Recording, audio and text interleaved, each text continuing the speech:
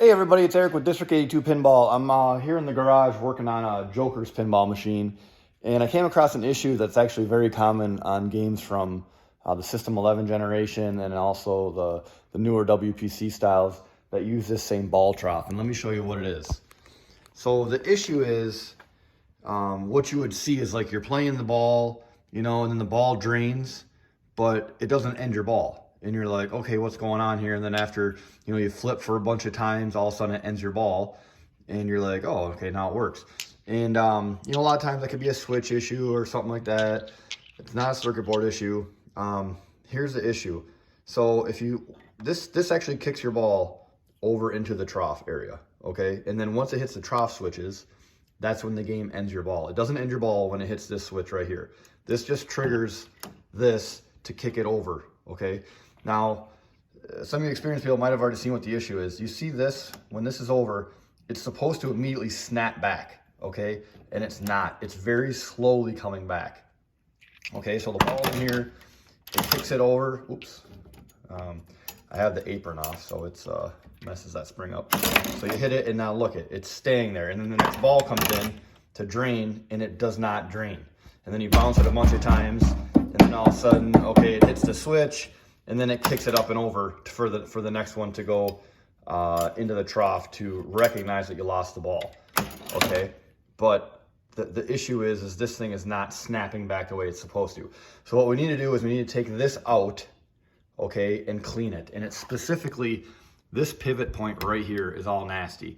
And I'll change the coil sleeve and clean this all up as well too, but that pivot point right there is your issue. Okay, so here's the same mech on the bench. I just don't have the coil right here and the coil stop. So if the issue were somewhere in the coil or coil stop, when I pull this, it would immediately snap back.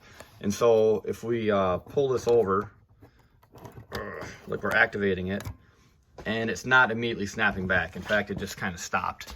And it's supposed to be pulled back by this spring right here. And it does not work. So I'm gonna take this apart. I'm gonna take this E-clip off right here. And then once I take that off, I'll take the spring off and then pull this apart and alcohol the male and female end of this to clean it up. Okay, so the E-clip's off. I pulled the spring off. Let's go ahead and pull this part up. Sorry, I'm trying to video this and actually do it at the same time, so that's off. Now this should just pull up and off, and it probably won't because it's all full of grease. So let's see if I can do this with one hand. It's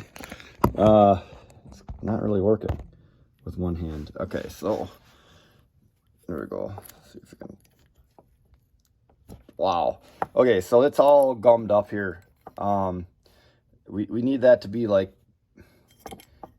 totally cleaned up, this pin, and then take a Q-tip with alcohol and do the inside of the shaft, and then put it all back together again. Okay, so I've cleaned up the shaft portion. One other thing it reminded me of, a couple of times, I've worked on a lot of these. This whole thing is held together by this rivet down here. If it's floppy, like if this pin is not perfectly 90 degrees to this plate and it kind of flops around a little bit, it's junk, okay? You can't use it. It's gonna cause all kinds of issues. If you can we have someone that welds it in to get it taut, that's fine.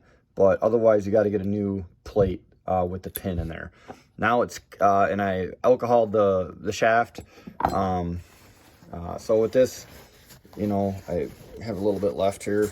But mostly I just used the Q-tip and cleaned out the center. Now, when it's metal on metal, you have the option to use some kind of lubricant. When it's metal with a plastic sleeve or something, you definitely don't. On this one, it's like 50-50 if you do or don't. I'm going to put a dab of super lube on there. But now you can see that this thing, once you attach the spring on it, it's going to be nice and snappy. Okay, so I put it back together again. I did put a dab of super lube on the male end here and then slid the shaft over it. But now you can see it's all been cleaned up. And this is nice and snappy. That's what it's supposed to do. So let's put it back in the game with the coil, with the new coil sleeve, and make sure it works great.